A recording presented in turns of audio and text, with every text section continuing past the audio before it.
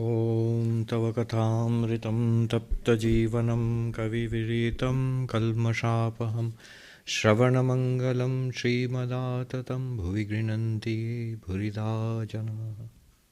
We are studying the Gospel of Sri Ramakrishna, and we are on page 198 in my book, and the date is Saturday, 7th April 1883.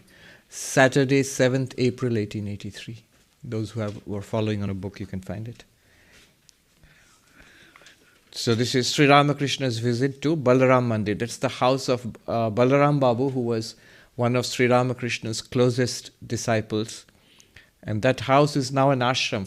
But Sri Ramakrishna went there. There's a record of more than 100 visits to that place. It's a really blessed place. This is 7th April 1883. Sri Ramakrishna was visiting Balaram in Calcutta with Narendra, that is Vivekananda, Bhavanath, Rakhal Swami Brahmananda. M is Mahendranath Gupta, the person who recorded all this, and others. Balaram, at the master's bidding, had invited some of the young devotees to lunch. Sri Ramakrishna often said to him, "Feed them now and then. That will confer on you the merit of feeding holy men." The master looked on his young disciples, yet untouched by lust and gold, as veritable embodiments of God. A few days earlier, Sri Ramakrishna had been to Keshav's house with Narendra and Rakhal to see a performance of the play entitled Nava Vrindavan. Narendra had taken part in the performance, in which Keshav had played the role of Pavari Baba. Master. Keshav came on the stage in the role of a holy man and sprinkled the water of peace. But I didn't like it. The idea of sprinkling such water on a theatrical stage after a performance. Another gentleman played the part of sin. That is not good either. One should not commit sin, one should not even feign it. The master wanted to hear Narendra sing. He'd make Hollywood impossible, Bollywood impossible.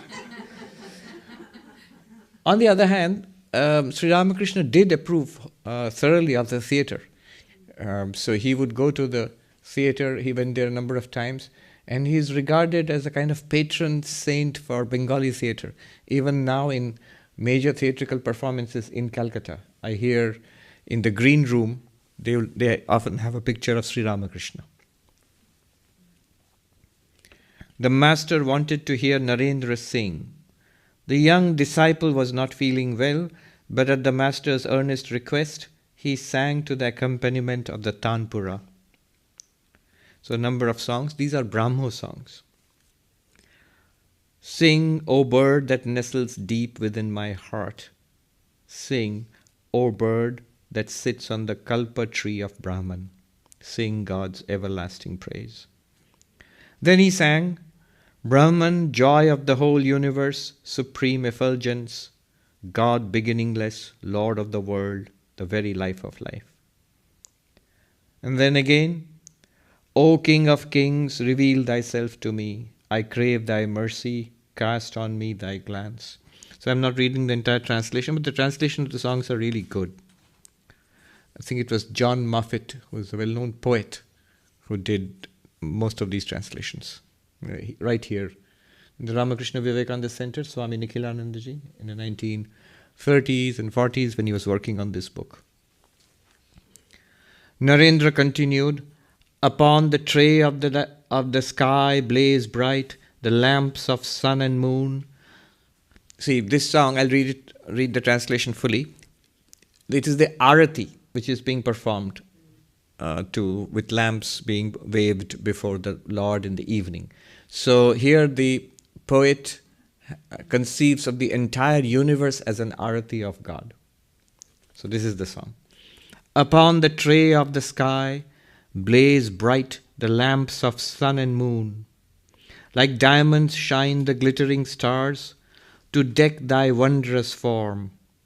The sweet Malaya breeze blows soft for fragrant incense smoke. So the breeze is incense smoke. The sun and the moon are the flames of the Arati lamp and so on. And the stars are necklaces of precious jewels which are used to decorate the image of God. The moving air sways to and fro, the fan before thy holy face. So the chamara, the yak's tail fan which is waved in the arati, so that's the breeze. How wonderful, like gleaming votive lights, the fresh flowery groves appear. How wonderful thy worship is, O slayer of birth and death. That means somebody who rescues you from the cycle of birth and death. The sacred Om from space arisen is the resounding drum. My mind craves nectar day and night at Hari's lotus feet. O shower the waters of thy grace on thirsty Nanak, blessed Lord, and may thy hallowed name become his everlasting home. So yesterday was Guru Parab, the birthday of Guru Nanak. Yesterday? Yes. He was the founder of the Sikh faith. He sang again, in wisdom's firmament the moon of love is rising full, and love's flood tide in surging waves is flowing everywhere. O Lord, how full of bliss thou art, victory unto thee. Then at the master's bidding, Bhavanath, another of those young disciples, Bhavanath sang, where is a friend like thee, O essence of mercy? Where is another friend like thee, to stand by me through pain and pleasure? I'm skipping the rest of the translation. Then Narendra says to the master. Narendra said to the master with a smile, referring to Bhavanath, he has given up fish and betel leaf. This is a footnote. Hindu religious aspirants often renounce these since they are considered luxuries detrimental to spiritual progress. Master, why so? What's the matter with fish and betel leaf? They aren't harmful. The renunciation of lust and gold is the true renunciation. Where is Rakhal? A devotee. He is asleep, sir. Master, with a smile. Once a man went to a certain place to see a theatrical performance, carrying a mat under his arm. Hearing that it would be some time before the performance began, he spread the mat on the floor and fell asleep. When he woke up, it was all over. All laugh. Then he returned home with the mat under his arm. He's talking about Rakhal sleeping through the... Ramdayal was very ill and he lay in bed in another room. The master went there to inquire about him. About 4 o'clock in the afternoon, some members of the Brahmo Samaj arrived. The master began to converse with them. A Brahmo. Sir, have you read the Panchadashi? If you read the original Bengali, it's much more, I would say, flippant or sort of not very respectful. In Bengali, those who understand Bengali, Mahashaya, Panchadashi dekha hoyeche? Have you taken a look at the book Panchadashi? The master. At first, one should read books like that and indulge in reasoning. It's a nice put down.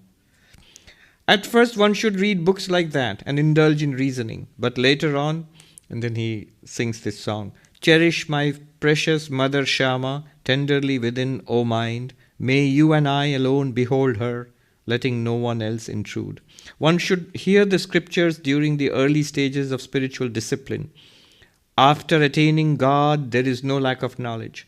Then the Divine Mother supplies it without fail. A child spells out every word as he writes, but later on he writes fluently.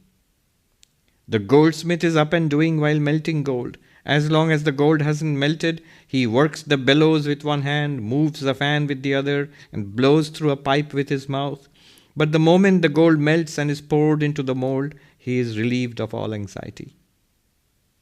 Mere reading of the scriptures is not enough. A person cannot understand the true significance of the scriptures if he is attached to the world. And then he quotes a little verse. Though with intense delight I read, I learnt many poems and dramas, I have forgotten them all, entrapped in Krishna's love. Keshav enjoys the world and practices yoga as well. Living in the world, he directs his mind to God. It's the Brahmo Samaj leader, Keshav Chandra saying. A devotee described the convocation of Calcutta University, saying that the meeting looked like a forest of human heads. Master, the feeling of the divine is awakened in me when I see a great crowd of people. Had I seen that meeting, I should have been overwhelmed with spiritual fervor. Let me just comment a little bit on what we just read before we go on to the next day. It's April 8th. And of course, you're most welcome to chime in with observations, questions, remarks. So first, Sri Ramakrishna talks about that theatrical play where somebody played the role of sin, and Sri Ramakrishna doesn't approve of even acting, to put on, do something or think deeply about doing something wrong. So the actor has to throw himself or herself into, in those days they were all, there were women also, of course. So they would throw themselves into the role. And that, I think that's what Sri Ramakrishna is pointing towards. It's a kind of meditation. If you intensely meditate on something, if you intensely think about something, the actor tries to feel like that, whatever role, and any good actor will try to forget himself and throw oneself into that role for that moment. And if the role is a negative one, it has an effect on the mind. I mentioned this earlier also. An actor told me, I just forget the technical name for it. They have a method of snapping out of that role. That actor told me, two actors actually, they had come from Hollywood, but they were trained here in New York. So they told me that actors know this, that they have and they are encouraged to develop a system for themselves, so that they can snap back into their real life from the role they are in, positive, negative, whatever it is. Otherwise, he says, it can be very exhausting, deeply exhausting for an artist, especially for an actor. And he told me the story of the one who acted the role of Joker in Batman movie. He killed himself. And he said there's a direct relationship. He said the people in the industry know there's a direct relationship with the intensity when he thought about the role of a maniac, evil person, and threw himself into it. And it had devastating implications for his mental health. I think Sri Ramakrishna is pointing to something like that. Spiritual life is often pouring oneself into an ideal, into a mold, which is, meditating on an Ishta Devata, keeping very high ideals deeply in your mind. Now, you're using the same mind to pour yourself into the mold of an evil character, right? The part of sin. Sri Ramakrishna doesn't approve at all. And though it would make a lot of movies and plays difficult. Anyway, so he said, I didn't like it. The idea of sprinkling such one. And then he says, one should neither commit sin nor should one feign it. One shouldn't even pretend. Then these beautiful songs. Then Narendra says to the master that Bhavanath has given up fish and beetle, pan and fish, eating fish. Bengalis eat fish, and the chewing the beetle roll is considered a sign of, it's like peppermint or something after you eat. So I remember when I was a kid, my grandmother used to make this beetle, and kids were not allowed to have it, but I would sort of nag her or look at her pleadingly if she would give me one. And I also remember she would scold us youngsters, grandkids, about our watching TV. In those days, the great addiction was television. So the kind of television we had in India, those days, kids wouldn't even look at it twice today. This would consider it terribly boring. We had one channel, exactly. And the program started at 6:30 with an hour-long program about better methods of farming. It was called Krishi Darshan. I don't know if anybody remembers. So, anyway, but there were some television programs. I remember the two American programs we had were Star Trek and I Love Lucy. So my grandmother used to scold us, grandkids, why do you watch so much TV? And I have a cousin, a sister who is much older than me. She taught me that next time grandma says that, you ask her, why do you eat so much pan, betel leaf? And then she will say to you, oh, that helps me to fight against acidity, acid reflux. And then you say to her immediately, well, TV helps me to fight against acidity, acid reflux. And I did that. My grandmother, when she scolded us, I said, why do you eat so much pan? And she said, oh, that helps me to fight against acidity. I said, well, that TV helps us to fight against acidity. And the result was unexpected. She said, you are too dumb to come up with an answer like that. Somebody has taught...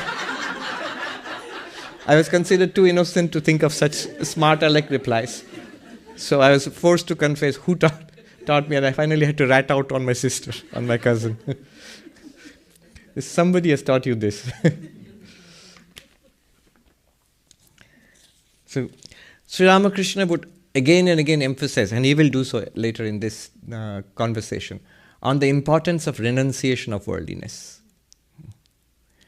So without renunciation, there can be no true spirituality. It's not a matter of intellect, not even a matter of even spiritual practices, lots of meditation and prayer and study. All those are very good, but progress is not possible without renunciation. So that he was very insistent on. Now, there's certain things to be understood about renunciation. So Narendranath is putting up something. He knows he's going to be shot down, but he does it on purpose. He said, look, Bhavanath, he is becoming more and more spiritual. He has stopped eating non-vegetarian food and he has given up chewing pan. Sri Ramakrishna immediately pounces on that.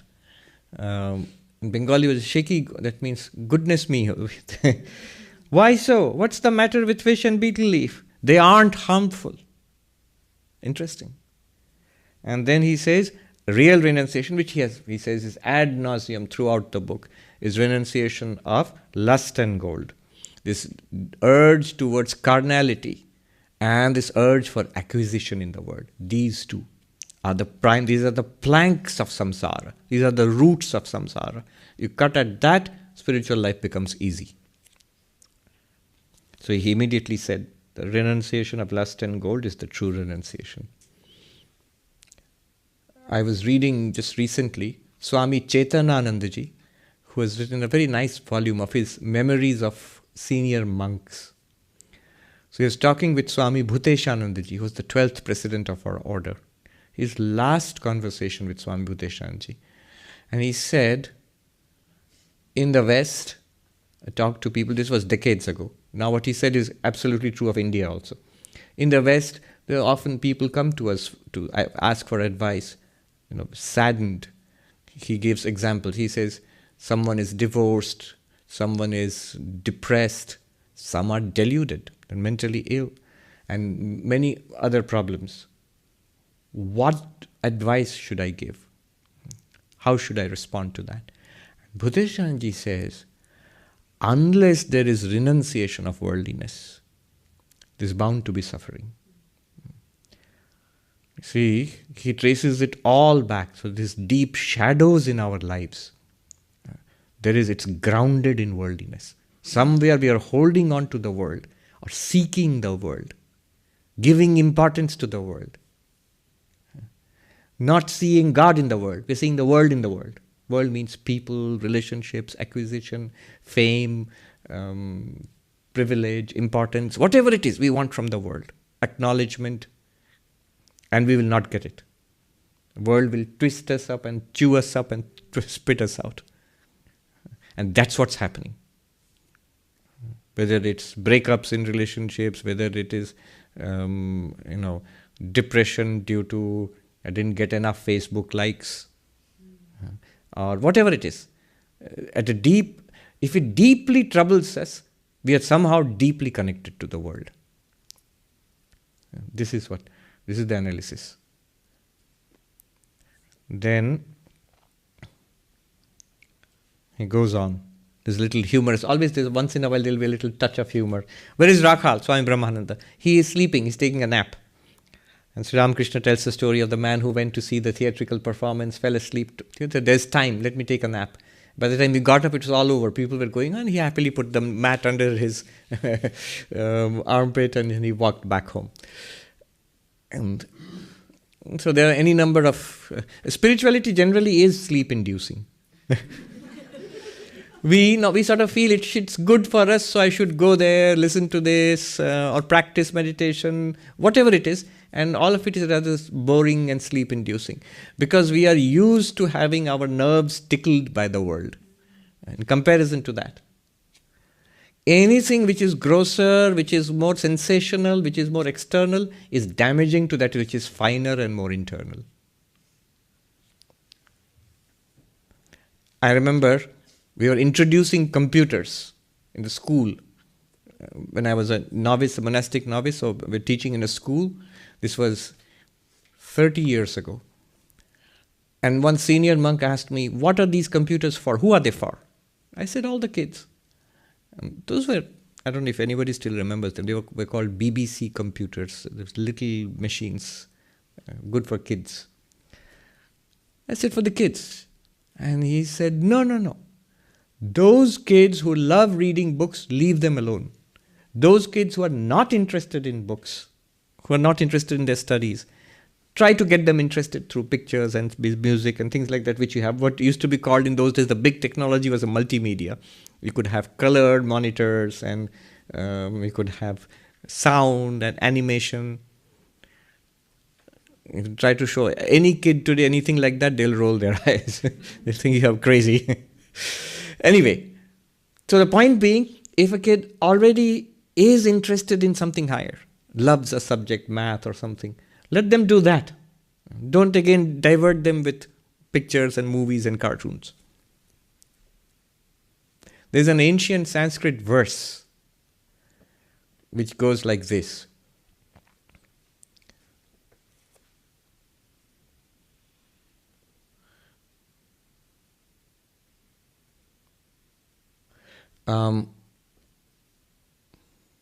Darshanam hi kavyena hanyate. Kavyam tu gitena. Gitam tu strivilasena sarvam hanti bubhukshuta. Okay, so what it means is, it's an ancient saying. Philosophy is destroyed by too much indulgence in poetry. Poetry is destroyed by too much indulgence in music. Music is destroyed by too much indulgence in erotics. And everything, all culture is destroyed by poverty. Now what does it mean? Grosser and grosser and grosser. The higher things are cancelled out. Your sensibilities are ruined. And one might add, spirituality is destroyed by too much indulgence in philosophy. So that's what is coming next. All right, why did this come up? The sleep. So it's sleep-inducing. So if one is used to too much entertainment, so a teacher pointed out that these days why it's so difficult to manage kids in the classroom. And actually school teachers have been pointing this out for the last 10 years or 10, 15 years or so especially. She says, this lady, she said, look, these days children are used to being entertained continuously. Earlier it was a television or something. Now it's their devices which they have. They're using those devices to entertain themselves continuously. Now when you come to the classroom, they naturally expect to be entertained. And if they're not, they become bored immediately, within minutes. You've basically ruined them. I remember once the little kids in that school there in the meditation hall, they had an extended period of meditation. And one of the teachers was exasperated. He told the monk in charge, what's the point? Let them go and play or study. You're just making them sit quietly. They're just bored. And the monk said, it's good to be bored sometimes. Good to stay with boredom. Sit with boredom for 30 minutes, 45 minutes. One kid grumbled. He looked at, still remember, we were going for lunch after a period of meditation. And he said, at this rate, Maharaj, calling me Maharaj, I was a brahmachari and novice, at this rate, Maharaj will be enlightened before you. You're making us meditate so much.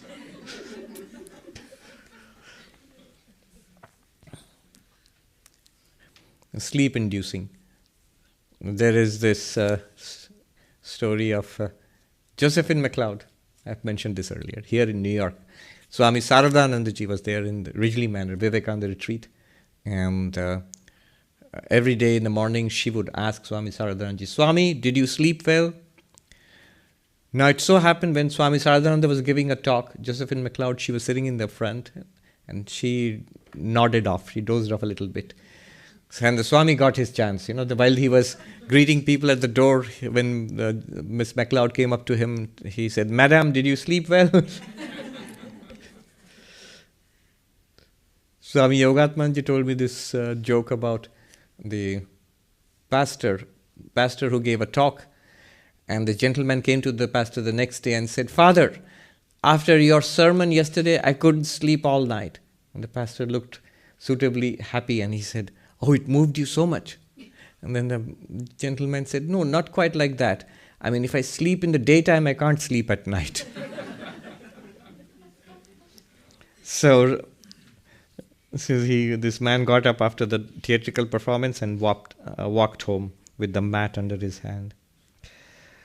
Then some people came, and this one person asks him, Sir, have you read the Panchadashi? So Panchadashi is a classic of non-dual Vedanta. I have given talks on it once in a while. It was written by Vidyaranya Swami about 600 years ago in what used to be the Vijayanagar kingdom in the south of India. It's 15 chapters on Advaita Vedanta. It's regarded as a classic of post-Shankara Advaita Vedanta.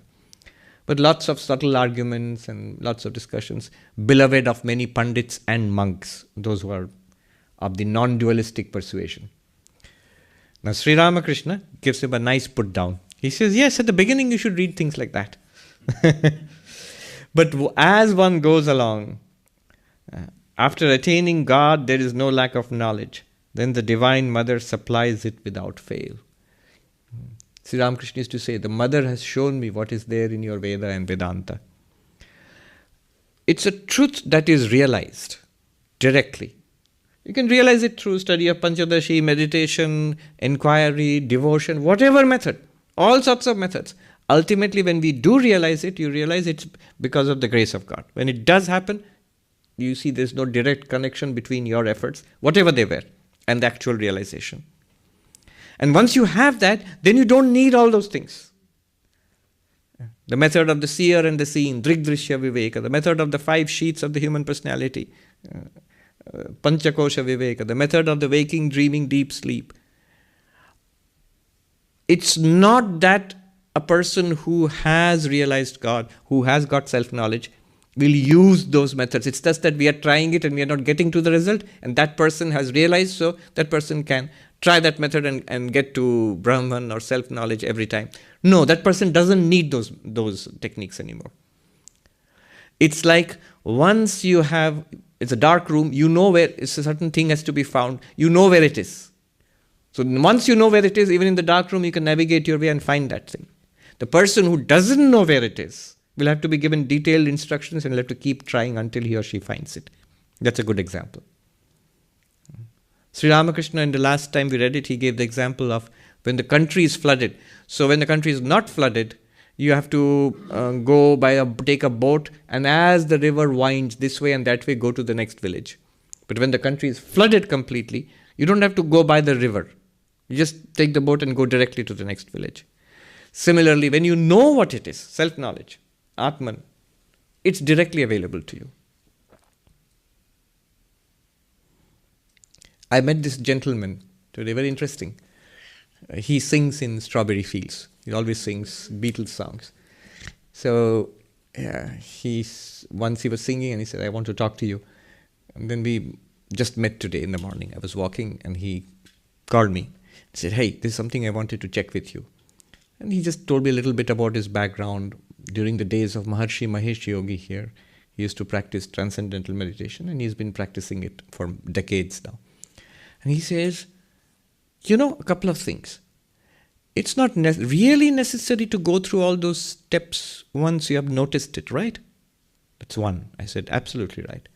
The second, all these ideas about you go and sit on the top of a cliff and there's a spectacular, the sky and the canyon in front of you, and then you sit under a tree and meditate. All that's not real. That's Hollywood, right? That's not necessary. I said, yes, it's not necessary. You can do it in sitting in a bus or in your apartment in Manhattan. I said, absolutely. In fact, too much spectacular scenery can be a distraction. And he was like, yeah, right. So yes, that's true. I mean, he's talking about what you find in meditation, but that's true of any spiritual path. After you've found it, you don't need these paths. You can go directly to what you have found because it's continuously available to you. Then he gives some beautiful examples. A child spells out every word as he writes, but later on he writes fluently. So, step by step. But once it's natural to you, you can just straight go to God. And that's devotionally, or in the path of knowledge, or in the path of meditation. Then he gives an example of the goldsmith who is so busy until the gold melts. So Sri Ramakrishna would pick up these examples from whatever he saw, and he would all connect it all to God realization, enlightenment. And then he says, all right, as far as reading the Panchadashi or any of the scriptures is concerned, mere reading of the scriptures is not enough. You might say that, you might think, fill up the blanks, what is he going to say next? It's, you have to practice, shouldn't just read. He said, no, not practice. Mere reading of the scriptures is not enough. A person cannot understand the true significance of the scriptures if he is attached to the world. See, the importance of renunciation. Not being worldly. Most of our problems are worldly problems. They're not spiritual problems. A strong dose of renunciation. I do not care. Let the dead bury the dead. Render unto Caesar what is Caesar's. I'm quoting the Christ. A strong dose of that. Say, Swami, that's for you. You're a monk. Yes, but even more for you. In the middle of the world. That's a great, great safety for you. Emotional, mental safety. Emotional safety for you. Very important for your peace of mind. It's not that you will dislike people or hate people. Not at all. You will do exactly what needs to be done. And in fact, you can deal more fairly with people the less you expect of them. More than you are there as a spirit of service. Not for what you can get from them. Desire means we want something from people, from the world. No desire. My desire is all for the Lord. So he says, with that renunciation, if you approach the scriptures, then it is effective. Otherwise, without that, what will happen is, especially in the Advaitic scriptures, Vivekananda says, in this path, many come to an understanding, few realize. If you really try. So what will happen is, first of all, there will be no interest. What's going on here? I don't find any interest in it. In the non-dual path. Second, little better than this, interested, but I don't get it. They're interested, but I don't get it. It's too difficult, too high, too subtle. Third, I get it also, but I can't realize this. This is too difficult for me. This is for very high spiritual people. Fourth, I get it, I like it, I understand it, I get it, I will practice it, I'm trying to realize it, but I'm unable to because I have not given up those the anchor which is strongly tied to the world. It will not feel real unless one...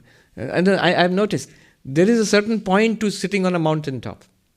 I've done it. If you sit there for a few weeks, the world sort of drains away from you, mentally, emotionally. I mean, I'm speaking as a monk sitting high in the Himalayas, no engagement with everybody, just twice a day you go for begging for your food. Other than that, there's no connection with anybody in the world. And you're sitting in that spectacular solitude. Just howling wind and rocks and stars and rivers and the forests all around. Slowly the world drains away from you. That attitude must be maintained, that Himalayan attitude, in the middle of your job and family and community. That tremendous inner solitude. Not loneliness, solitude. And then he recites a funny little couplet. With intense delight I learned many poems and dramas, but I forgotten all, trapped in Krishna's love. It's a Bengali little verse. But it happened. There is the wonderful story of Chaitanya Mahaprabhu. Sri Chaitanya. He was in Bengal. He was great Pandit of Navya Nyaya, the Neo school of logic.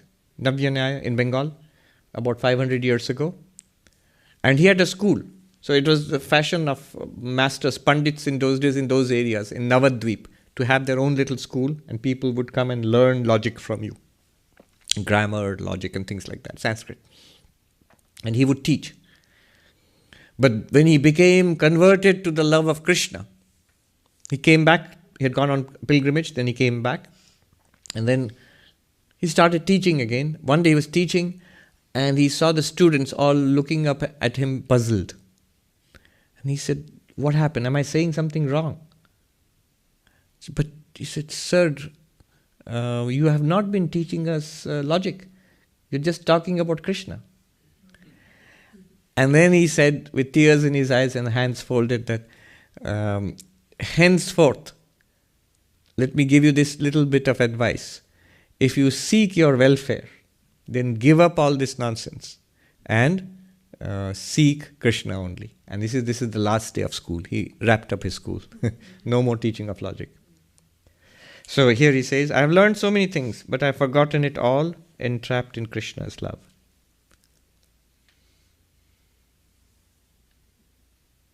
I remember this story about Swami Shivananda, one of the disciples of Sri Ramakrishna, when he was the president of the order. This was in the early 20s, in the mid-20s, 1925-26, around that time. He had gone to Deoghar to inaugurate the new school there. And there was a great sadhak there, a great spiritual master, Balananda Brahmachari. So his ashram is also there even now. Now Swami Shivananda went to meet Balananda Brahmachari. He was accompanied by some monks of our order, including Swami Onkarananda, who was a great scholar. And from all accounts, from those who have seen him, he was a pretty aggressive person also. I mean, like powerfully built, tall and booming voice. This is a play on words which Bengalis only will understand, or people who know Hindi will also understand. So the monks there, in those days, who knew Swami Onkarananda, they used to sort of snidely call him Hunkarananda. Hunkar means to roar. So anyway, Swami Onkarananda was this young, dynamic monk who was with Swami Shivananda and other monks when they went to this ashram to meet this master. This Balananda Brahmachari was there, who was a realized soul also. The two great saints, they met. Now one of Balananda's devotees, who was a Pandit, started questioning Swami Shivananda closely to see if he understood the scriptures, if he knew enough of the scriptures. And Swami Shivananda, his mind was not on such things. He seemed to hesitate and fumble, to the great annoyance of Swami Onkarananda. And after some time, Onkaranji could not take it anymore. And he stood up and he said sharply, Bengali, Siddhanta shunte chao, onar kache jao. Tarko korte hole amar kache esho. If you want to listen to conclusion, the final teachings of spiritual life, ask him. You want to argue, come to me. And then Balananda Brahmachari cautioned his disciple. He said, hey, ki korcho? Mahapurush, ki korcho? What are you doing? He's Mahapurush. He's an enlightened being. Don't talk about these little things with him. So we become puffed up by, I've studied the Panchadashi. Do you know the Panchadashi? Sri Ramakrishna would get annoyed. A young man came to him once and he said, "Have you seen the Panchadashi?" And the young man said, "Who's he?" And then Sri Ramakrishna said, "Thank God. Some of these fools, they read these books and come and annoy me no end." Yes. No, what I mean is that our goal should be God realization. He says here, look, he'll immediately give the example, because people might misunderstand and think that he's telling them all to become monks and nuns. He gives the example he gave was of Keshav, who was a very spiritual man. But he was head of a big religious order, he was married, he had a lot of activities in the world. So he said he does both. He takes care of his worldly affairs and he keeps his mind on God. That's what he meant. It's like the central teaching of the Bhagavad Gita by Krishna to Arjuna. You do your duty, you do what you have to do in the world. And that also you spiritualize. And your goal is no longer the world. It's not even the world and God. It is God and God alone. Just like a monk's goal is God and God alone. Your goal is also God and God alone. But your field of spiritual practice is the world. Is the family, is the job. Yeah, I mean, giving up the world if you are disappointed, grapes are sour, or giving up the world because you're angry with somebody, that doesn't last too long. Sri Ramakrishna used to call it the vairagya, the dispassion of the cremation ground. So somebody beloved has died and you get a terrible shock. What's the point of the world? Somebody who's close to me is gone. And therefore, all right, I will seek God. But that might not last. Another, he calls it the monkey vairagya, Markat vairagya. So he gives the example of this young man who ran away from his village home and his parents were all worried about him. And then finally months later, they got a letter from Benares saying that I am doing well, I've got a job, I'll be back very soon. So that dispassion didn't last very long. So there's a monkey dispassion. So though that kind of dispassion doesn't last long. Now, what you are asking is sometimes you would see men of renunciation, they seem angry also. Not angry in the world, but generally. So, somebody asked, why do good people, why do holy people seem to be so mad? Or sometimes, some of them. The reason is the same thing, the desire. If desire is not properly sublimated, if by force of will I'm cutting myself away from the world, the reaction is anger. Those who have done it will realize. Now, Krishna has said it in the Bhagavad Gita, Kamat krodho vijayate. From kama, from desire comes anger. The moment my desire, any desire, is obstructed, it flashes into anger. If there is a target in front, somebody is obstructing it, and it becomes the target. Any parent who has said no to a kid knows this. Immediate reaction is anger, irritation, and it's directed at the parent because you are stopping the kid from doing what he or she wants to do. And that's the same for us grown-up people also. So the desire has not been sublimated into the desire for God. It's just been obstructed. I am a spiritual seeker, so I should not do this. I should not eat this. I should not do this. But internally I want to, and I've stopped it. And I have actually stopped it. But the result is, I often inexplicably become angry. There's a link. So that's also a problem in spiritual life. It's something to be overcome. I've seen many hot-headed monks. They are generally good monks. On the way, they're not perfected.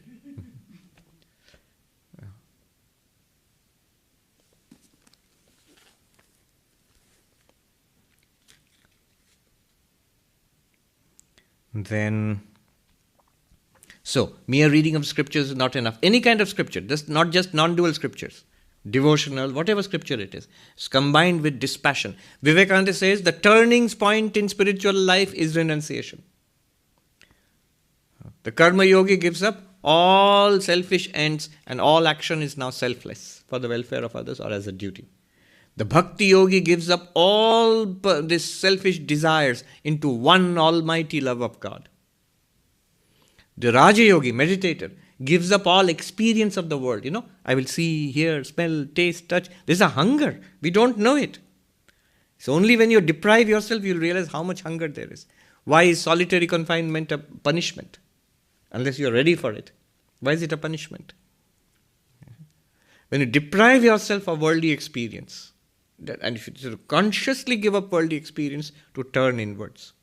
The attention, power of attention is extracted from the world and turned inwards. For whom? The Raja Yogi, the meditator. Every time you meditate or try to meditate, that's what you're trying to do. And every time the mind is restless, you're failing it. Because our mind wants to go out there. That's why the mind becomes restless. And Jnana Yogi, Vivekananda says, is the hardest renunciation of all. Because the Jnana Yogi regards this universe as an appearance. Regards the universe as false. Give it up. With eyes open and eyes closed. Only Brahman is real. So renunciation, according to Vivekananda, is the turning point. And all of this renunciation is internal. External is only a formalization of this renunciation. This internal renunciation is for everybody. Whether you are a monk or a householder, whatever station in life, man, woman, child, elderly, whoever you are. If you are a spiritual seeker, there must be this turning away from the world towards God. Internally. Then, that's why he gives the example of Keshav. Enjoys the world and practices yoga as well. Yoga means, this is understood. When Sri Ramakrishna talks about yoga, it's different from the Manhattan yoga. It's not the dispose or that stretch. Living in the world, he directs his mind to God. So here's the answer to your question. Living in the world, he directs his... Why in the world? Yes, give up the world if circumstances bless you, if things are favorable. But that is only secondary. The real thing is, whether you are in the world or you formally become a monk, you must direct your mind towards God. If the God path is not your path, then direct your minds towards self-realization, whichever your path is. Then he gives another very interesting insight. The man, this devotee said, I went to the annual convocation of the Calcutta University. And so many people, looked like a forest of human heads. And Sri Ramakrishna is thrilled. He says, the feeling of the divine is awakened in me when I see a great crowd of people. Had I seen that meeting, I would have been overwhelmed with spiritual fervor. See, in the beginning of spiritual life, we find people and crowds exhausting. We would rather be alone, search for solitude. That's natural. And if you have it, it's a good sign. There's nothing more pitiable than I can't bear being alone. I must be with people. See, I can't bear being alone. I cannot bear to be by myself means I don't like my own company. Then why should anybody else like my company? You must be happy with yourself, by yourself, and in the midst of people also. At least initially this pursuit, the search for solitude is a very good sign that there is a genuine search for spirituality then. If there is a liking of solitude or seeking for solitude. Somebody said of a philosopher, he loved humanity, it's just people he couldn't stand. So yes, initially we might find crowds. I also find crowds exhausting. You feel in the midst of a big crowd, you come back, you feel exhausted by that. Too many people. But, this is only at the very beginning of spiritual life. In advanced stages of spiritual life, for people like for persons like Sri Ramakrishna and others also, they delight in the presence of so many sentient beings. Because they see the divinity reflected in all of them. It's like Sri Ramakrishna would compare crowds to a chandelier. So there's a light and chandelier, lots of beads of glass reflecting that light. So it gives a tremendous effect. The crowd is like a massive chandelier, the central light of which is God. The more of the chandelier you have, the more blaze of radiance you see all around you. And it's a delight. We feel exhausted because we see persons. I'm a person, is another person. Too many. Crowd. But they don't see a person, they see the divinity and more of the divinity. The person, the individual physical being, individual personality is not important for them.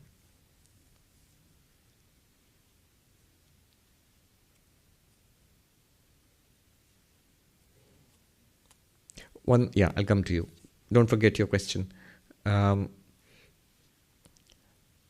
One point I wanted to mention about that reading the scripture.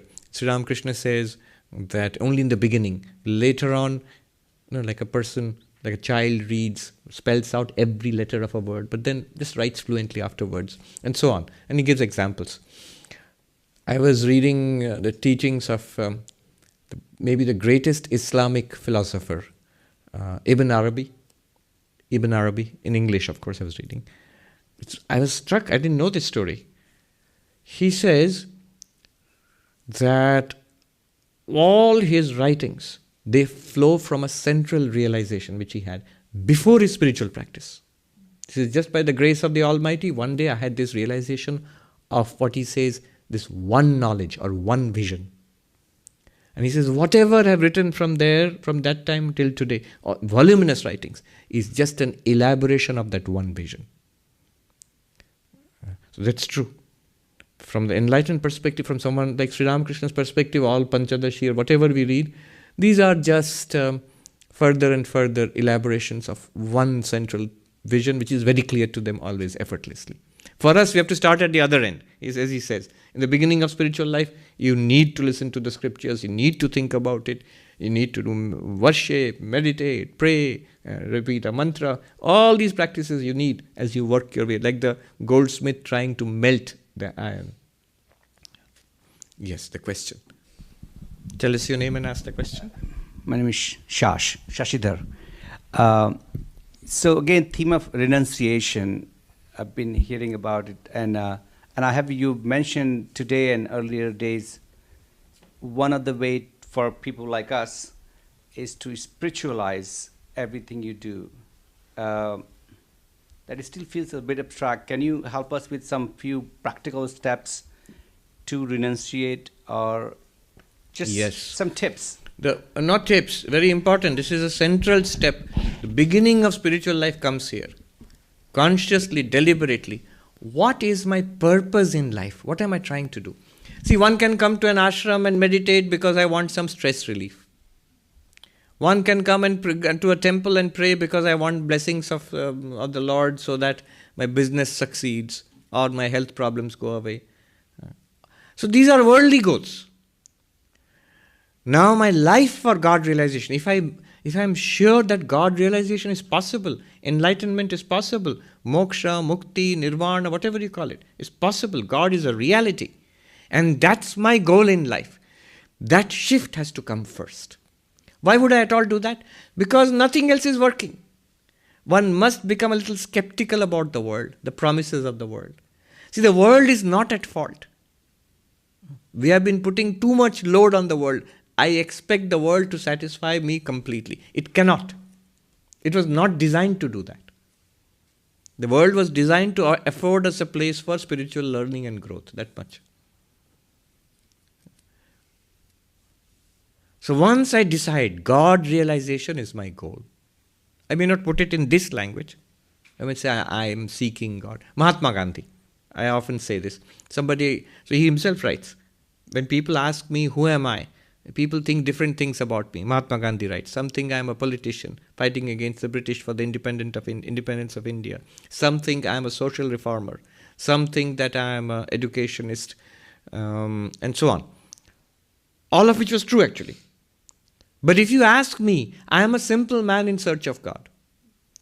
He is very clear about what he is doing. He is a God seeker. So can you make up your mind that I am a God seeker? Who am I? I am a spiritual seeker. This is the beginning of spiritual life. Define yourself as a spiritual seeker. It makes no difference what you will be outside. Internally, one must be a spiritual seeker. Mahatma Gandhi was a householder. He was intensely involved in society, in politics, in social reform. He was an activist of activists, a master politician, writer. His complete works span 100 volumes. 100 volumes. So, enormously busy and productive person.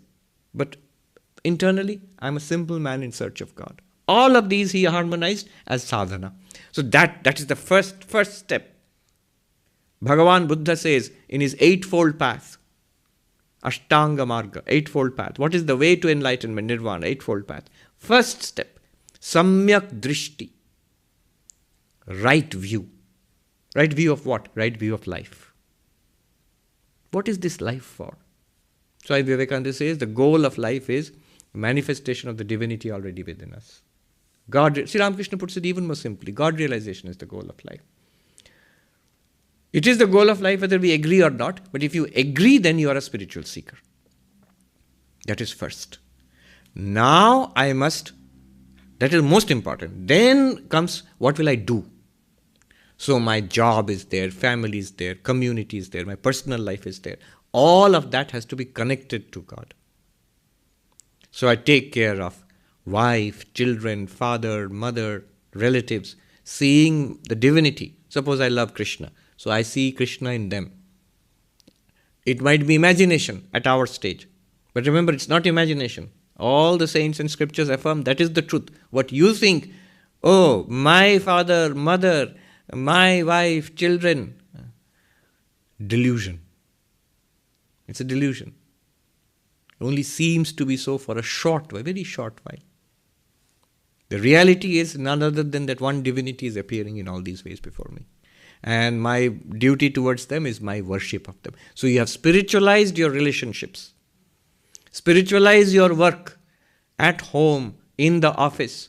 This is the puja that I am doing. Just as I place flowers and fruits and incense before the deity in the shrine, similarly, I am submitting an assignment in my college or a report in my office, giving a presentation. Mentally, I am offering it to the Lord. The Lord is in front of me. Don't tell anybody. They'll think you're crazy.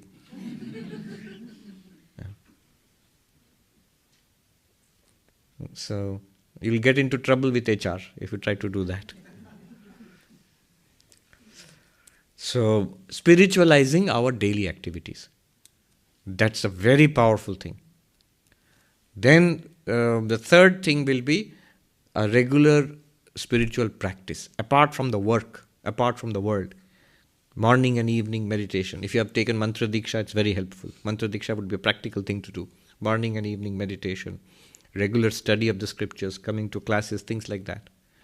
One more thing would be a kind of work that we do without any seeking anything in return. Karma yoga, seva.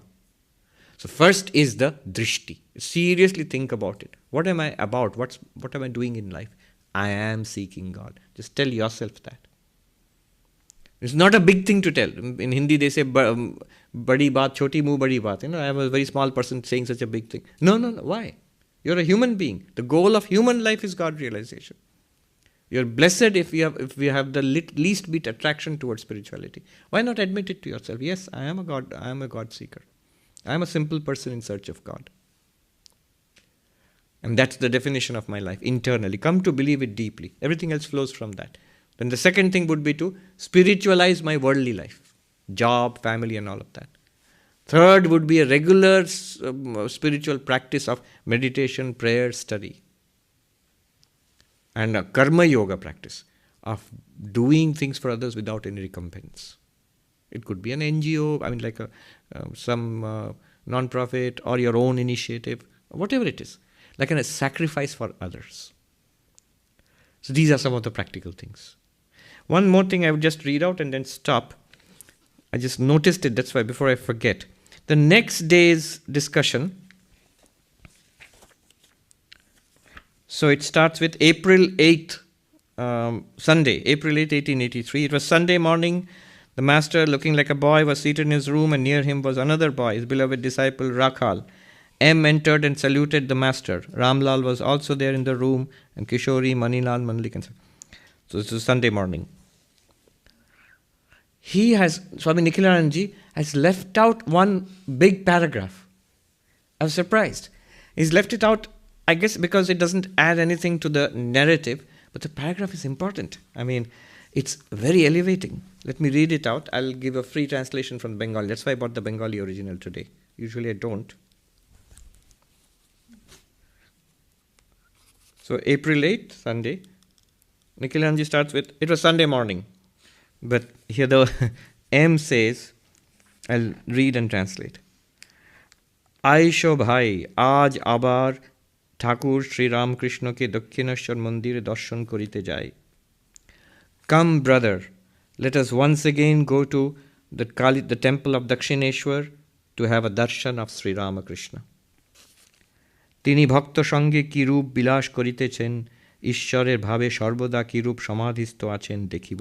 We shall see how he teaches the devotees, how he becomes immersed in samadhi in the thought of God. We shall see once again. কখনো সমাধিস্থ, কখনো কীর্তন আনন্দে মাতোয়ারা, আবার কখনো বা প্রাকৃত লোকের ন্যায় ভক্তের সহিত কথা কইতেছেন দেখিব.